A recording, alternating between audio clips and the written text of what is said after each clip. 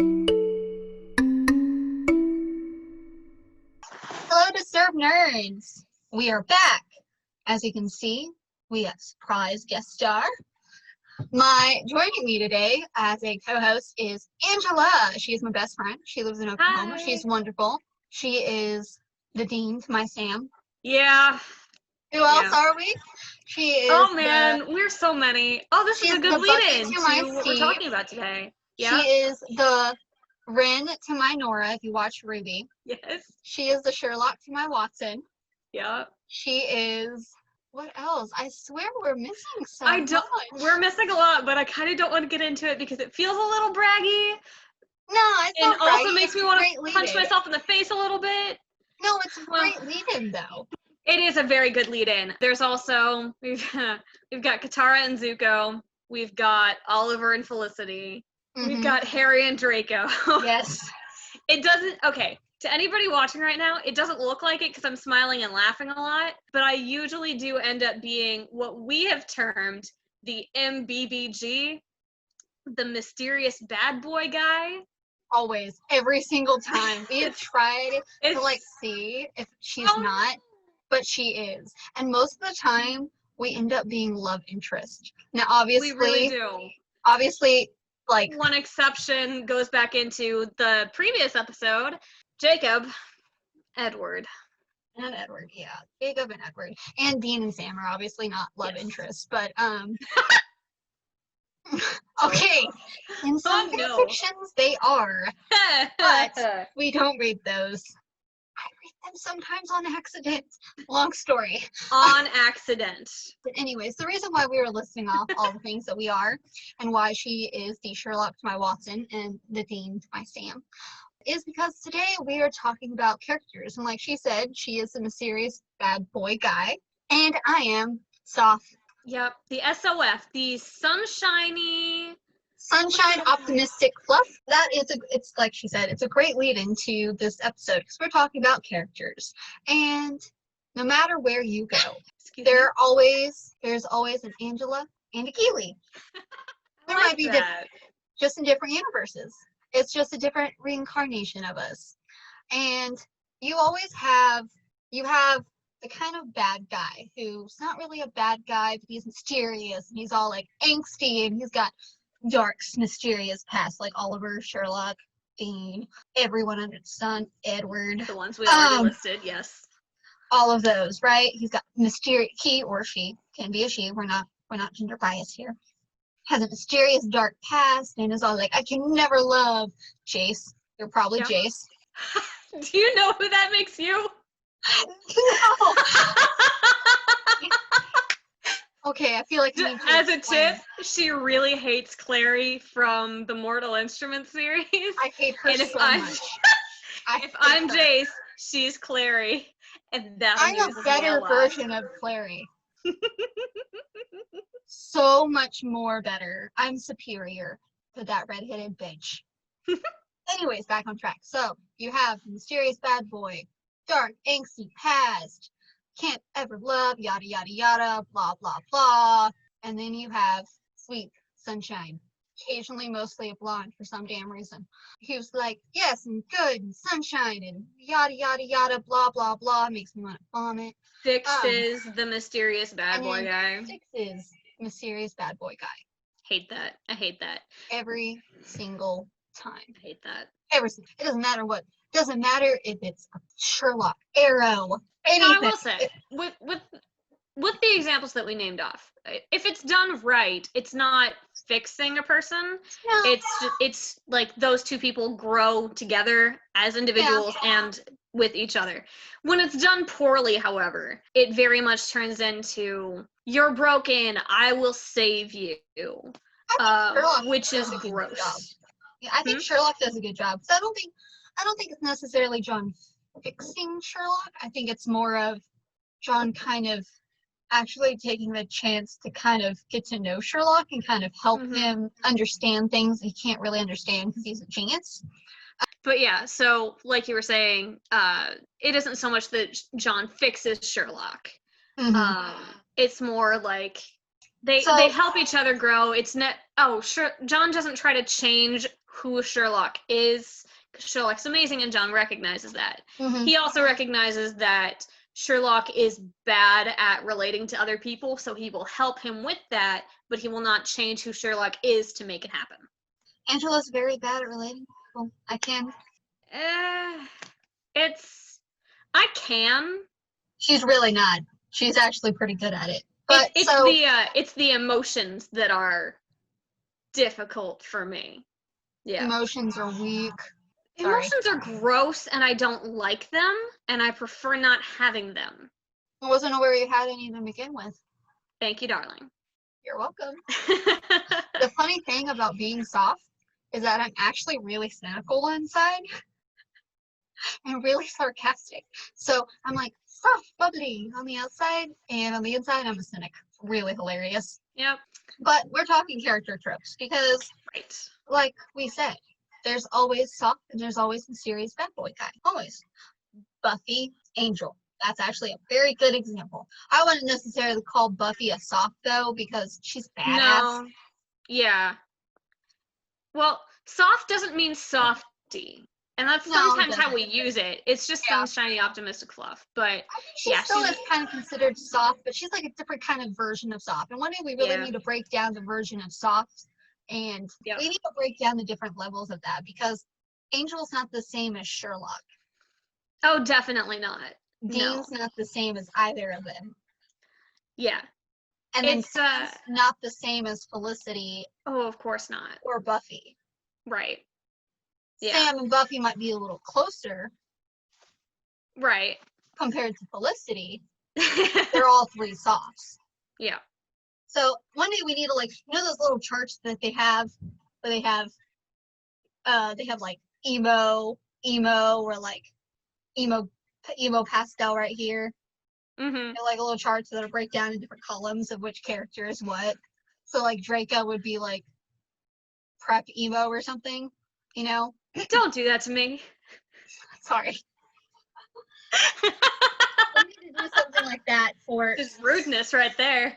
We need to do that for softs and MBBGs. Yeah. Because there are a lot of different versions. Because Dean, Sherlock, and Angel are so not this, but they're very, very different characters, even if they do have similarities. Yeah. Are we gonna try and get into trying to define them right now? If you want to. Oh man. Okay. So you're gonna have to take Soph for a little bit, because obviously you have more experience with the mentality behind that one. For the MBBGs, it's I hate that we introduced me as one of these, because now everybody's gonna be like, oh, this is how she sees herself. Whatever.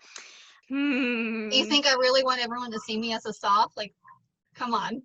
Too late now. So we're gonna get into, this is about characters, and we're gonna be talking about why, specifically, I guess, why the softs and the MBBGs end up together. But we're also gonna get into some other characters as well. It's not just gonna focus on these two. Some examples is we're gonna get into the chosen one, which a lot of the time soft or MBBGs end up being the chosen one. So we'll kind of get into how those two different kinds of characters handle being the chosen one. We need to talk about love interest, which sometimes ends up being softs, but also ends up being someone else.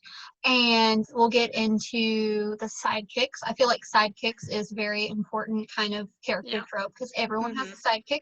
Everyone needs a Sam. Sam is no one's sidekick. No, they are a duo. Not. Sam is no one's sidekick. Yeah. So we need to get into sidekicks, and I think we also need to talk about villains. So I think if we can, like, so I think in like the different kind of villains there are, because there's villains, and then there's like kind of a villain, but kind of sometimes ends up being the good guy. An example of that would be Crowley from Supernatural, because he's a bad guy, but he also sometimes helps. But right now we're going to start with softs and MBBGs. Yeah. MBBGs. But since I mentioned Angel, Sherlock, and Dean, we're going to focus on those three, and I'm going to focus on Felicity, Buffy, and Sam. Sorry, I had to get the names out. I was like, who did I mention? I'm a little bit more familiar with, I know Sherlock, but also more Sherlock, Sam, and Oliver from Green Arrow. I can help with Buffy and Angel. Okay, so the thing with the MBBGs, what I've noticed is it usually has this whole, and this is where, again, characters. I don't know why, but for some reason, we as an audience are very attracted to or interested in the wounded, stubborn, protective asshole, which is the MBBG. Cutie. All of my favorite characters, MBBGs, y'all. Somebody has hurt them, they have internalized it, they have made that pain a part of who they are as a person to guard them against future pain, and also as a driving force in protecting other people from a similar pain. Or, you know, not caring when somebody else goes through the same pain because that's just life. It'll help them grow as a person. That's kind of where I see that. Again, like you see Dean, he's angry and he's hurt and he's wounded and he's gonna die to protect people he doesn't know. And he's really gonna die multiple times to save the people he loves. You see that with Oliver from Arrow, trapped on an island, gets back, people hate him for no reason at all, and just this taking this pain and being, you know, I deserve this pain, and they don't, but they think they do because, like I said, they've internalized it, and it's become not just a part of the lives they've lived, but a part of who they are as a person and a driving force in how they go forward. Sherlock is the same way. I mean, yeah, exactly. Like he does everything to protect John. And then Angel, I don't think you're as familiar with Buffy as I am, but Angel is the same way. Like if you've watched Angel, you know that he's a vampire, obviously. And he was cursed by gypsies to have a soul because in Buffy the Vampire, they don't have a soul. So he got his soul back and now he feels all guilty. And he thinks he deserves this for all the people he killed. Yep. And he's an MBBG, guys. So Oliver likes to hold all of his weight. Like the whole world is on his beautiful shoulders. And very nice shoulders. Dean needs a therapist. How we talked about they all do. They all do. When you like not to, you know, couch therapy, but when you accept pain as a part of who you are as a person, you're gonna need some help. And that is where typically we have these sunshiny, optimistic fluffs come in. So Keely, take it away. Let's just start with Oliver since we kind of ended with Oliver with MBBGs. So Felicity, blonde, bold, lipstick, always. She's just beautiful inside and out. She's just wonderful. I feel a little conceited saying that because I'm also a soft, but whatever. She walks into Oliver's life and he walks into her life with these horrible lies and she just kind of tilts her head up and like, really expect me to believe this, but doesn't call him out on his shit. Like she has a look like, yeah, you're dumb, but she doesn't call him out on his shit like everyone else in that show does. Like everyone else is always ragging on him. And I think the reason why why Oliver likes Felicity so much in the beginning is because she doesn't call him on his shit. Like she knows he's lying, okay? Come on. He's a terrible liar. Terrible liar. He does not get better either. But she just kind of is like, all right, whatever. I don't know why you have a bullet-ridden freaking laptop, but she gives him the benefit of the doubt that no one else affords him. And I think that's really what does it, is the MBBG doesn't get a lot of benefit of the doubt. And so when somebody is willing to be like, hey, I see you, and I'm not going to assume you're scum of the earth, it builds a pretty strong connection. Because his sister's like, why aren't you the same Ollie from before the island? It was like, well, she was on an island for 5 years, bitch. Like, what do you want? He was awful beforehand. Why do you want that version? Why do you want that back? Laurel is like, why are you alive? I wish you were dead. We'll get into that later. I'm going to talk about Laurel this episode. But if she starts now, she will not stop. So she's got an allotted time, and it's not now. I don't know if it'll take that long. If I had a gavel, I would slam it. But I don't. Anyways, so like you're right. Felicity gives Oliver the benefit of the doubt, and I feel like that's a lot what softs do when it comes to MBBGs, because I think so John too. does that to Sherlock a lot. Yes. Like, a And lot. I think that's what, allows that connection to develop. Everybody else, like, they kind of otherize Sherlock. Everybody else. They call him And a freak. John acknowledges that he's not like everybody else, but he doesn't treat it like a bad thing. Exactly. Like, he says, like, when they first meet, and they have great chemistry, because I can't snap, so I need you to snap, but there's like an instant connection like that. He's gonna snap for me. There's just an instant connection from the moment they meet. Because, like, Sherlock needs to borrow a phone, and John's like, here, borrow mine, like, not even really caring, First thinking off, that does who not does know that? this guy. That's not normal. But the thing is, and what's really sad? I've done that before. Oh, okay. Well, SOF and MBBG, here we go. Someone asked me to borrow a phone to call someone to give them a ride. I'm like, okay, yeah, here you go. Like, That's true. I didn't think about it because I'm Yeah. like, I just wanted to help. And John, yeah, he didn't think about it either. He's just like, yeah, here you go. And Sherlock's just like, And then John did not get mad at Sherlock for being a smug know-it-all. right? Which is really what started the whole thing rolling. Mm-hmm. And it really did. Like, when John says that was amazing, Sherlock's just like, yes. He's like, nobody says that. What do they normally say? Piss off. Yeah. And John's just like, well, that was awesome. Like, that was so cool. Mm-hmm. Like, yep. And it's just, and I like the not good thing they get later because it's very sweet. Yes, I love it. That. We've done that. Yeah. But I think that's like, John gives Sherlock the benefit of the doubt. Now with Angel and Buffy it's a little different because Buffy is also the chosen one. And I feel like that kind of changed, like when you're a chosen one and you're soft, it kind of changes you a little bit.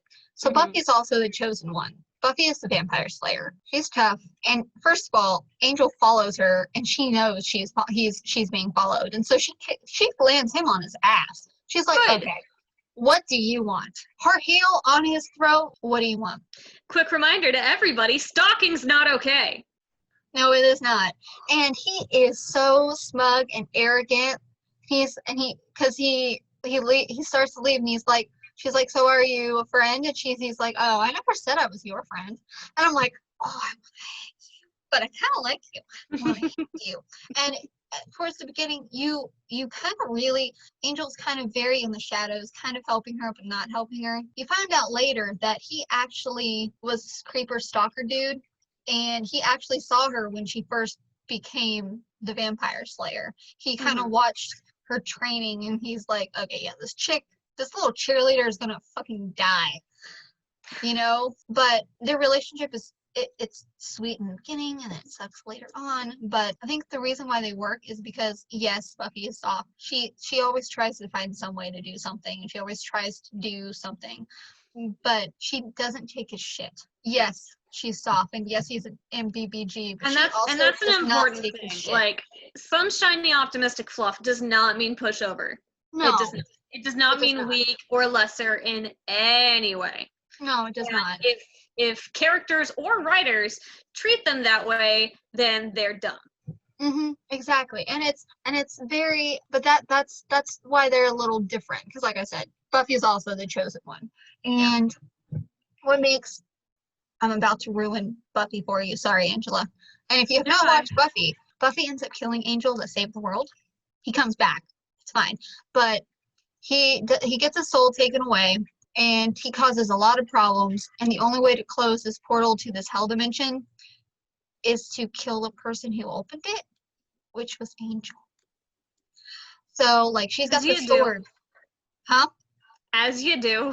Yeah, so she's got the sword, and he gets his soul back right as Buffy stabs him. And it's so heartbreaking because it's like, oh, what? I'm over here laughing and you're telling me it's heartbreaking. See, I'm real big into the painful irony and Knives, sporks. Knives, sporks. Yeah. Knives, sporks. I'm real big into the like psychological aspects of lost love and painful choices and all that good stuff. So yeah, heartbreaking is one word for it. But I think, okay, so you know, you got Dean, who's the older brother and always protects Sam. But I think Sam, yes, he's soft, and he always tries really hard to think on the bright side. It gets really hard for him to think on the bright side later on in the later seasons, and you see that struggle because being soft kind of sucks, y'all. Okay. Oh, definitely. That's why MBBGs don't do it. Okay. The way I see it, every soft needs an MBBG because sometimes the soft isn't always the one who uplifts the MBBG, okay? Sometimes the MBBG needs to lift up the soft. It's like Slytherin Hufflepuff partnerships. Exactly. Every Slytherin needs a Hufflepuff, every Hufflepuff needs a Slytherin, because they take care of each other in different ways. Exactly. And so towards like the later seasons of Supernatural, you really see Sam struggle to, I think it's really around like the 8th season, you really see him struggle to be soft. You struggle to see him be sunshine, optimistic, fluff. And there's kind of a flip because then it's Dean who's kind of has to be like, we got this. It'll be okay. Yeah. We got this, bitch. And Sam's like, yeah, whatever, jerk. But I also think the dynamic between Sam and Dean is just really great. Because they're like ride or die brothers, and as someone who's always wanted an older brother, I live for that. I'm the oldest, so I'm always I'm the oldest, so I always have to be the strong, tough one, you know. So kind of like seeing a dynamic where older brother, younger brother, you know, they're different just because Sam does have his moments of being an MBBG, and you're like, oh, Sam, poor baby. He goes through a really rough time, guys. So does Dean, though. They all go through really rough times. They all do. How do you think being the chosen one is different when you're soft versus being an MBBG? Because Merlin is the chosen one, but he's a total soft. Oh, he definitely is. Yeah. I think it changes who you need to guide you, right? Because every chosen one has to have a guide, or has to have somebody who is like there by their side to be like, you, first of all, you have to do this. You're the only one who can, but also you can do this. Those people. So SOF and MBBG, they need different versions of that. You know, a SOF, a sunshiny, optimistic fluff. Like Harry or Merlin. Mm-hmm. Both chosen ones. Well, you would know better. What, if you were the chosen one, who would help you best? I think, okay, see, and I know we've talked about the chosen one thing. Here's the thing. I wouldn't want to be the chosen one because, first of all, I don't want that weight on me. But I'm also the kind of person that if someone came up to me and said, Keely, you are the only one who can save us. It is all on you. First of all, I'd probably panic. Rightfully so, I'd panic. I'd be like, okay, I said I wanted a quest to the fridge to get a snack. Not an actual quest. But I'd panic. But then, being the person I am, I would do it. Right. But I'd also be the kind of person who'd be like, okay, I can do this alone. I don't want anyone to get hurt because of me. That's a very MBBG thing as well. You know, like, I don't want anyone to get hurt. Yep. And I don't really want to do this. And, like, we've been watching Merlin together. We have date nights. And Merlin is very much soft, and I love him. And he's like, I don't want to do this. Like, he's got magic, and he can't show he has magic. And Arthur's a prick. And it's just, he feels very lonely. And I think when you're the chosen one, even if you're soft or you're MBBG, you're going to be very lonely. So I think when it comes to being soft, I think really they would do it anyways, but they probably crack under the pressure. So what they would really need is their MBBG, not sidekick, to help them and be like, I will freaking carry you. Right. If I have to. Right. We got this. Yeah. I may not be able to help you with this burden because it is yours. Mm-hmm. But I can be there to ensure you don't break. And I think that's what a soft person would need, would be someone to make sure it's soft, they don't break. Because they will underneath that pressure. What about you? What do you think an MBBG needs if they're the chosen one?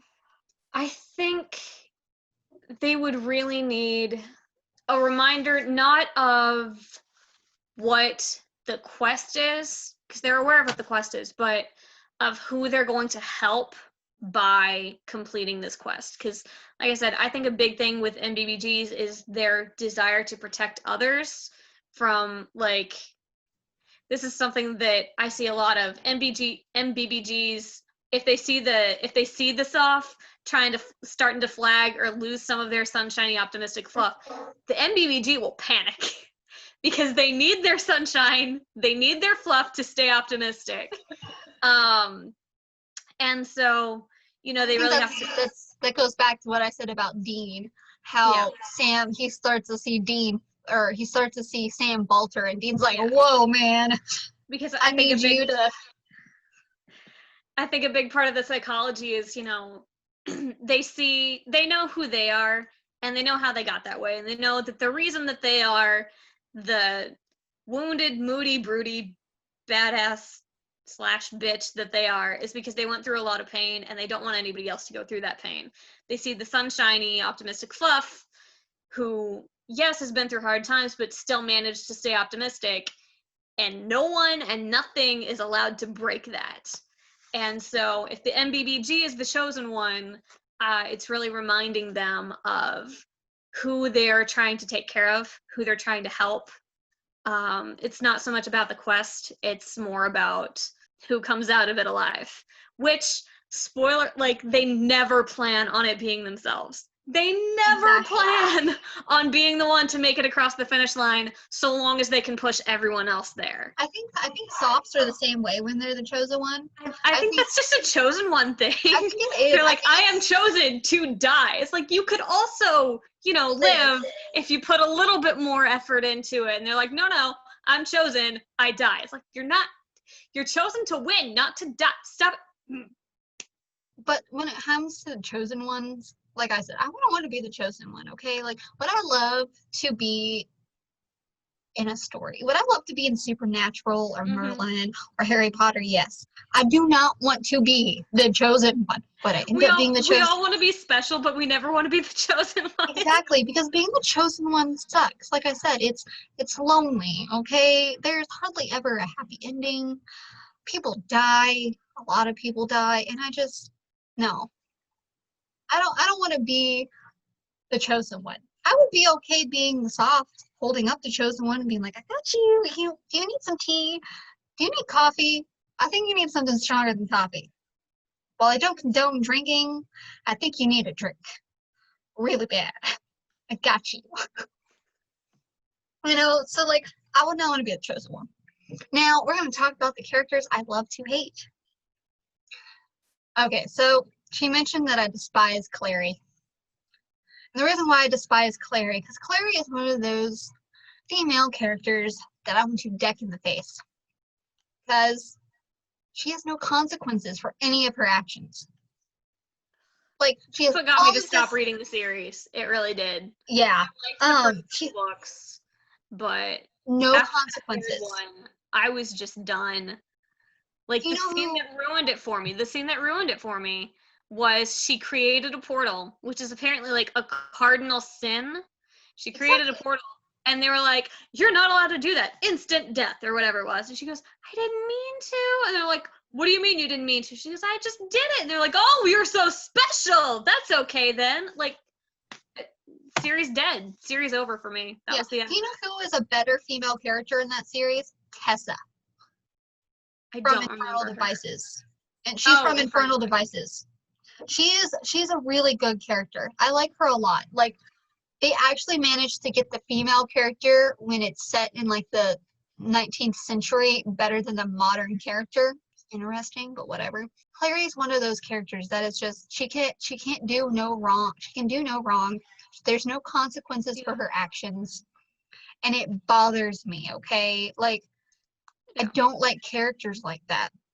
A similar thing started to happen for me in the Maximum Ride series with Mhm. Angel. They started superpowering her. So they started giving her all these powers, but they didn't make her deal with the additional responsibility of those powers. So she got superpowered, and Max had to deal with the responsibilities of someone else's superpowers. Exactly. Which is an interesting narrative as far as Max goes, but it was really annoying as far as Angel goes. I don't like when there's no consequences. Like, there's always consequences. Definitely. It's like, I'm okay with people being over. That's what makes it so interesting. Exactly. That's where conflict comes from. And like I said, I like my knives.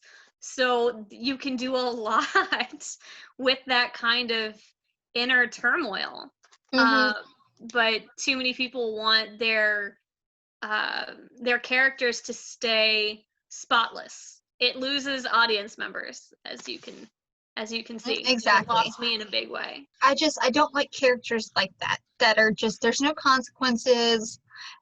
But the way some people write female characters bothers me. And I know we've definitely discussed this. Now here's the thing. I love my soft characters. I really do. Because I think sometimes you don't need no MBBG badass, okay? Sometimes soft can be badass too. And Absolutely. I wish more people would get that. Mm-hmm. You know, and I think that's why I write a lot of my characters soft, because I want people to acknowledge that soft is cool too. They can be badass. You don't have to. And yes, maybe they do. Maybe, yeah, they are sunshine, optimistic, fluff. But I don't think that's necessarily a bad thing all the time. And maybe they go through a struggle where they have to try to maintain that, and it's really hard. Exactly. And maybe they crash and burn and they can't get back up, or maybe sometimes they do. And maybe they have help from people to acknowledge this. And I know we've discussed that the way that if you're a badass female character, that automatically makes you have to not be feminine. And like, if you're a badass female character, you suddenly cannot wear makeup. Have you noticed that? Like, if you're No, I haven't. Or like, you just automatically cut your hair and you have short hair because you're a badass. Oh yeah. Female. You can't have long hair. Yeah. One thing and this is where this comes into writers. This isn't so much the character. Well, I guess you could say that for pretty much anything, but whatever. You know, after a certain point, characters become a life of their own, and the writers really don't have as much control because it's just the characters. That's the way I like to think it happens if the characters are written well, where it's like the writers aren't actually doing anything anymore. The characters are just living their lives. I think well-written characters can do that. What bothers me is when writers are building characters, and this is where we're gonna start talking about Laurel, y'all. Are you guys prepared? Are you prepared? I don't know if it'll be that bad. Laurel from Arrow. So, if you have not watched Arrow, we're going to spoil some things. So, as River Song says, spoilers. We also spoiled Buffy earlier, but yeah, you're listening to a nerd podcast. Spoilers all around. You gotta. And if you yell at us because of freaking spoilers, I'm gonna be like, why are you listening to us anyways? Because we are disturbed nerds and we watch and listen and read everything under the sun. And I Google, so even if I haven't watched something, I know things. And I'm over here. If you're yelling at us right now, go right ahead. That's hilarious. We can't hear you. And I'm laughing at the thought of it. Anyways, so as we said, she's going to rant about Laurel now. But I also have issues with Laurel as well. So I will have to say something at some point when she shuts up. The biggest thing that I have an issue with is how she was written, in that I think the writers were like, okay, we need a female character who's a badass but also very nice and kind and blah blah blah. They decided to hit bullet points and a checklist of what they wanted in a character instead of building a character who incorporated these elements. So they would have throwaway lines, and here's what it was. Instead of showing us what a badass Laurel was or was supposed to be, they had her say stupid things as if that was the same as being a badass. For instance, very early on in the first season, she's a lawyer, and one of her clients gets murdered, I believe, or there's something in a case and somebody gets murdered, and her dad, who is a police officer, goes over to her and is like, hey, you now have 24-hour protection. Now, I understand that the writers wanted us to believe that Laurel was so empowered and strong that she did not feel scared or threatened. The problem was it was by a literal, actual threat. They wanted us to believe that she's strong and brave, which I'm all for, but they did it in a way that made her seem incompetent. A drug dealer, I believe, had just murdered someone, and she was saying, I can handle myself all by my own. Another thing that bothered me is her dad, the police officer, had also said, you and your clients are getting 24-hour protection. Like, it wasn't just her.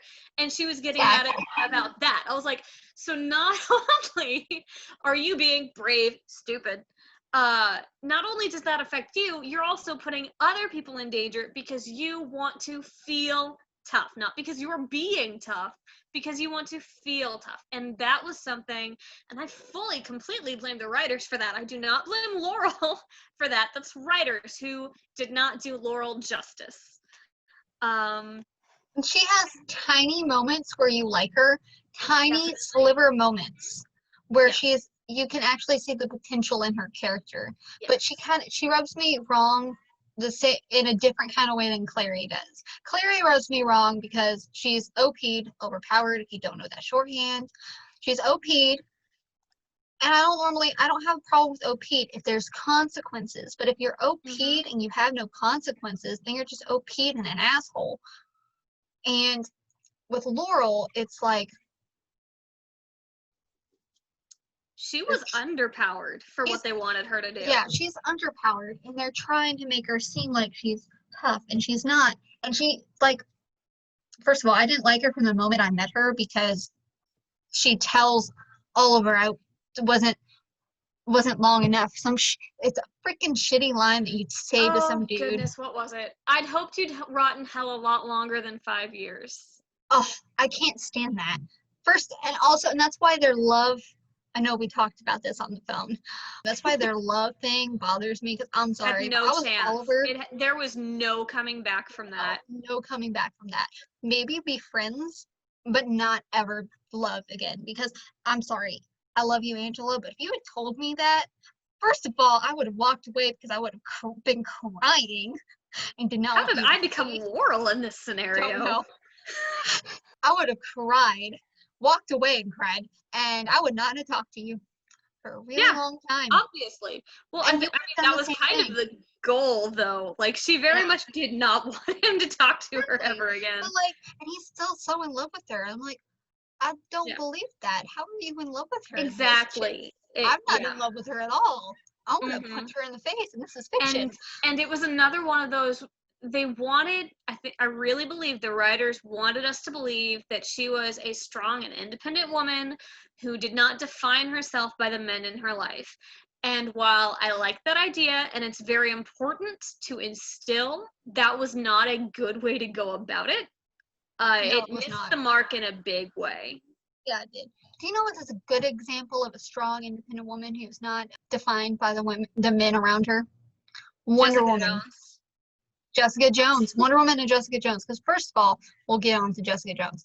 I love the Wonder Woman movie because first of all, Wonder Woman, Diana is so sweet and naive, but she's still really badass. So she's kind of like a soft, and I like that.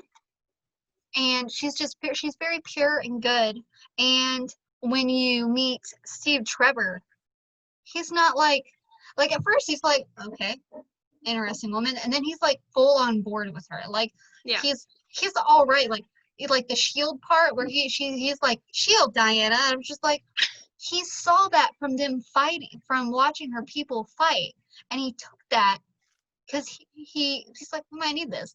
But like, even though yes, he's the love interest, I think they're a little bit more equal footing, even though we all know she's a powerful badass. They're equals. Like, they do a really good job of that in the Wonder Woman movies with Diana and Steve. They do a great job of, yes, he is the love interest. And yes, he is just a mortal man, but he's still badass on his own right, and that doesn't take away from Diana's badassery, and nor does Diana's badassery take away from his, or anything like that. And I love that. And there's a moment where our poor Diana is losing faith, not being soft, and Steve saves her and it's like, Yeah. I love, and that's a beautiful moment. So like they got that dynamic right. And that's why I love that movie, because of the fact that she is not defined by the men around her. And neither is Jessica Jones. Jessica Jones is a wreck, okay? God. Yeah, she's a mess, and I love her. She is a functioning alcoholic. She has PTSD. She is a train wreck of a human being. And I love her because she is so real and so raw. She tries really hard to not give two fucks. She really does. But she does give two fucks and she hates it. Yep. Yeah, definitely. And like, did you watch The Defenders? No, I hadn't gotten to it yet. You need to, because the only person I'm real persnickety about I have to watch everything in order, but I'm so bad at being a nerd. I get so invested in characters and I love them so much that I get to this point where I'm like, okay, I love you and I can't watch anything bad happen to you. Well, guess what? A lot of bad things happen to them all the time. So I end up stop watching because I can't handle their pain. You need to watch The Defenders because the only person, because you've got Luke Cage, you got Daredevil, you got Iron Fist. Yeah. The only one who has their shit together is Jessica. Oh, like, no. She is the one who's like, guys, are you fucking kidding me? That's hilarious and also a very bad sign. She's done with their shit. Like, she's just so done. But it's so good because of that right there. She's like, are you freaking kidding me? Yeah. No, I loved everything that I did watch of Marvel's and Netflix's Marvel TV series. Me too. Again, I got so into them that I was like, I can't watch you hurt, and I know you're gonna. So yeah, Jessica Jones is my favorite. Daredevil has my heart and soul. See, I get that, but there's something about Jessica Jones. Oh no, absolutely love her. She's amazing. I love the show. It's so well done. David fucking Tennant's in it. But no, Jessica Jones and Wonder Woman are good examples of women who are not defined by the men that are around them. But I feel like a common trope what happens with characters is that you have this awesome female character and then she's just kind of written off as a love interest. And it bothers me. Like, yeah. Well, I know that you've told me a little bit about how at some point you stopped liking Felicity so much. Oh, you see. And I think that's probably has to do with like, for the sake of plot, sometimes they make characters really inconsistent. Yes, they make her inconsistent. Will they, won't they? Mm-hmm. You know what? Also, Bones. Temperance Brennan. Like, I loved Bones, I really did, for a long, long time, but at a certain point I got a little bit bored because Sully stopped evolving as a character, and so I just got real bored with him, and he was one of the leads, and so when you get bored with one of the leads, there's not much you can do to get back into the show. But Bones was real big into, like, being her own person, not being defined by a man at all, and then throughout the course of the series, like, she ended up shifting some of her values and deeply held beliefs to match him. And that bothered me a lot. Like, yeah, I get that. That bothered me too. I remember she hadn't ever really been opposed to having kids, but she had been opposed to getting married because it was like a social construct that she did not believe in. And stuff like that. And then toward the end of it, like, they get married, and it may not have bothered me so much if Sully had made similar concessions, but it seemed like it was always like Sully was society, Bones was over here, and it was always Bones moving over this way. It was never them moving and meeting in the middle. Yeah. And so I lost a lot of interest in that. Yeah. What happened with Felicity is that first of all, the on and off thing that Oliver and Felicity did got very contrived, and it pissed usually me does. off. Yeah. Like, I'm okay with a little bit of a slow burn, okay? I love slow burns because they're more I know you interesting. do. I like seeing the build-up, you know? Mhm. The on and off thing bothers me. There's Yeah. a difference between on and off and a slow burn. They had the slow burn, and then they was like, will they? Will they not? Will they? Will they not? And I was like, would you just get together already? And then they were together, and then they were not Yes. together, and then she randomly had Mhm. a fiance who Oliver kind of killed, and you didn't really care because he was in it for like 2 seconds, and then they were Yeah. together, and then they were not together because he had suddenly had a kid, and his baby mama's kid didn't want Oliver to tell Felicity that Oliver had a kid, even though Felicity and Oliver were dating, and then Felicity got pissed off that he didn't tell her, but Oliver's like, well, I couldn't see my son if I told you, and I'm like, okay, I get you. Why is Felicity so pissed off? He wanted to know his son. Get over yourself. You Mhm. lied too, and he lies. His whole life is a lie. Come on now. Yeah. It's not a surprise. So it just got really bad. Yeah. I think I can deal with on and offs if the circumstances demand it, you know? But I think too many times the circumstances become so contrived for the sole purpose of a will they, won't they. It's not like the circumstance cropped up and their relationship couldn't survive it even though they love each other. And that's sad and yada yada. And then, maybe if once these circumstances are resolved, we'll see where they are then and we'll see if they can come back together. That I would believe. That I would get on board with. But it seems like a lot of the time, instead of here's this conflict, oh no, will their relationship survive? They want to be like, let's break them up. What will their relationship not survive? And then because they actually did like the couple together afterwards, even though the situation and the circumstances have not changed, they get them back together. It's like, if it was enough to break them up, they can't get back together while it's Exactly. still true. Well, yeah, no, But that's plot not convenience, they exactly. don't really consider that. I think when it comes to love interest is always a hit or miss. And I'm really actually glad in Supernatural that there aren't really love interests. Like, yes, Dean Definitely. had his thing with Lisa, and Mhm. Sam had Jess, and he had Madison, the little werewolf girl, and he had Amy Yeah. and Amelia. But it's not like their focus is not on the love interest. And I'm okay Right. with that. Like, do I Yes. kind of wish the boys had a little bit more happiness in life? Yes, I do. It's not like the whole thing. Yes. I'm okay with love interest, but it Mhm. can't be the entire point Right. of When they drive the story, it tends to go off the rails. Characters that I struggle with are I see it a lot in young adult novels. The protags that start off not liking themselves and not disliking certain parts of themselves or just think the way they exist in the world because the world's kind of messed up and then they're kind of messed up with it, but like view themselves as nothing and no one, and like again, this comes back to Bella mostly, but just self-loathing the entire time. Like, can you point to me any one part in the books where Bella thought she was a worthwhile individual? no. Because Yeah, I but can't think of a single instance. see, I also think Bella is a very flat character.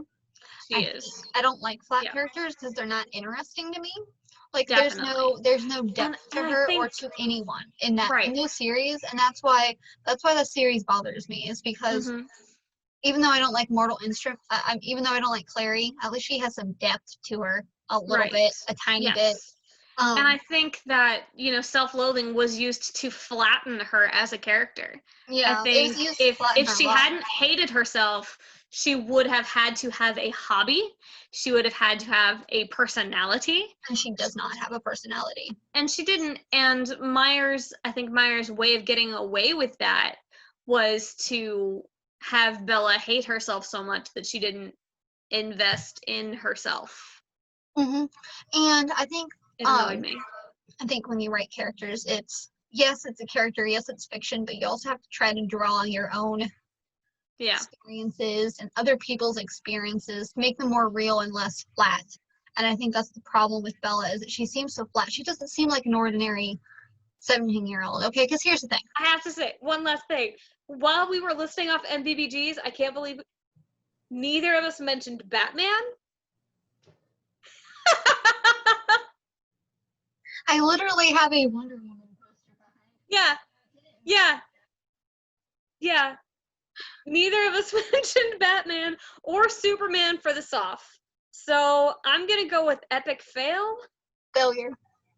Okay, so before we go into the villains and the kinds of villains we have, what I would like y'all to do is tell us. Are you a soft, sunshine, optimistic fluff like Moa? Or are you an MBBG, mysterious bad boy guy like the Angela? And why? Also, these terms are ours, so copyright. Yeah, because we have the money for that. All right. That's it for today, Disturbed Nerds. Let's say thank you to Angela for guest hosting this week. So until next time, Disturbed Nerds, this is Keely and Angela signing off. And Bye. we'll see you in the next episode.